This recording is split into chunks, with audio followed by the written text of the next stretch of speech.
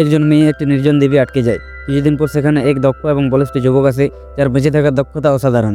প্রতিদিন সকালে মেয়েটি সমুদ্রে মাছ ধরতে যায়, কিন্তু সে কাঁচা মাছ খেতে অভ্যস্ত নয়, তাই আগুন জ্বালানোর চেষ্টা করে। তবে ছেলেটি বলে সে অনেক চেষ্টা করে আগুন জ্বালাতে পারেনি। মেয়েটি রাতে আরামে ঘুমানোর জন্য ছেলেটি নারকেল গাছ থেকে পাতা এনে একটা অস্থায়ী আশ্রয় কেন্দ্র তৈরি করে।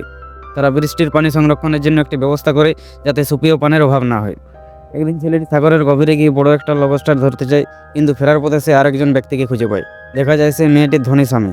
ছেলেটি দ্বিধার পরেও তাকে উদ্ধার করে আনে। মেয়েটি তার স্বামীকে দেখে আনন্দে আত্মহারা হলেও ছেলেটি কিছুটা মনক্ষুণ্ণ হয়। ধীরে ধীরে মেয়েটি এবং তার স্বামীর মধ্যে সন্দেহ দেখা দেয়। স্বামী ভাবে এই কয়দিনে মেয়েটি ও ছেলেটি একসাথে থেকেছে, তাদের মধ্যে কিছু একটা হয়েছে। স্বামী একটা আগুন জ্বালিয়ে সবাইকে অবাক করে দেয়, কারণ এতদিন ছেলেটি তা পারেনি। পরে জানা যায় স্বামীর কাছে সবসময় একটা লাইটার ছিল। এরপর পরিস্থিতি আরও খারাপ হতে শুরু করে। স্বামী ছেলেটির প্রতি ক্রমাগত অপমানমূলক আচরণ করে।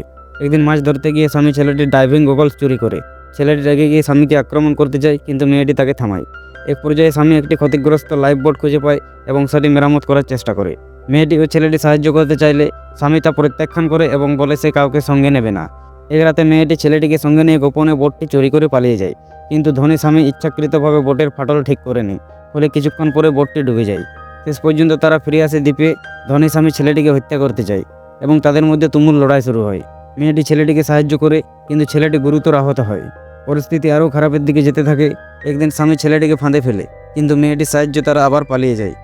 শেষ দৃশ্য, মেয়েটি তার স্বামীকে একা দ্বীপে ফেলে যায় এবং ছেলেটির সঙ্গে ফিরে যায় তার নিজের জীবন গড়তে। স্বামীর মুখে হতাশার ছাপ স্পষ্ট, আর মেয়েটি বিজয়ী হাসি নিয়ে ফিরে যায়।